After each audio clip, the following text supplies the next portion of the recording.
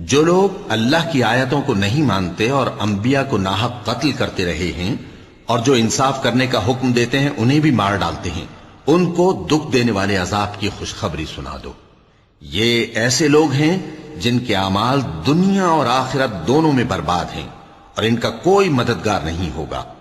بھلا تم نے ان لوگوں کو نہیں دیکھا جن کو کتاب یعنی تورات سے حصہ دیا گیا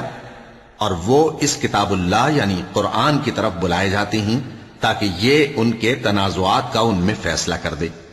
تو ایک فریق ان میں سے پھر جاتا ہے اور منہ پھیر لیتا ہے، یہ اس لیے کہ یہ اس بات کے قائل ہیں کہ دوزخ کی آگ ہمیں چند روز کے سوا چھو ہی نہیں سکے گی، اور جو کچھ یہ دین کے بارے میں بہتان باندھتے رہے ہیں اس نے ان کو